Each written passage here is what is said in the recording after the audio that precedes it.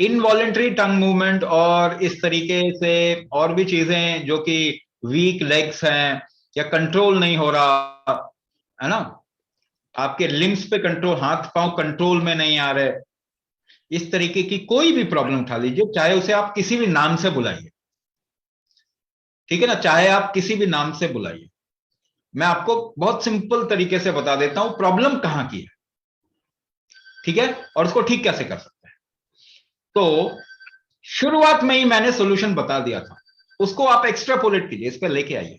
जब आप हाथ या टंग या कोई चीज कंट्रोल करनी होती है तो उसको कंट्रोल करने के लिए करते क्या है?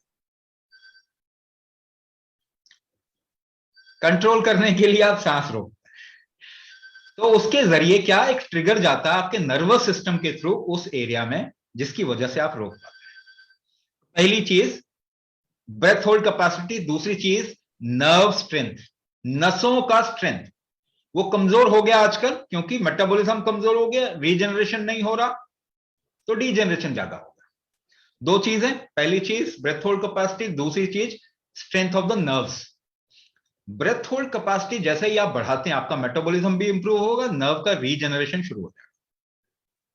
तो कुछ समय के बाद में, जैसे मैंने बताया लॉक जॉ, ऐसे लोग हैं जो बोल नहीं पाते थे, उन्होंने कुंभक करना शुरू किया और वो बोलना शुरू कर गए।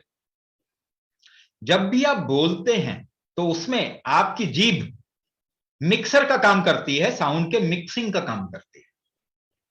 तो अगर आप बोल नहीं पा रहे ठीक से, हकला रहे हैं, वहां भी आपका टंग पे कंट्रोल नहीं है, यानी कि ब्रेथ होल्ड कैपेसिटी कम है। दूसरी चीज क्या कमजोर है? आपकी नसें कमजोर है उस एरिया में। ये दोनों एक साथ बढ़ जाती हैं। तो माइस्थीनिया ग्रेविस के कुछ पेशेंट है, या फिर ऐसे भी पेशेंट हैं जो जिनके कंपवात यानी कि हाथ पांव जो है कंट्रोल में नहीं आते, वो कुंभक करना शुरू करते हैं और उनके हाथ पांव कंट्रोल आना शुरू होते हैं, मगर नर्वस रीजनरेशन में थोड़ा टाइम लगता है।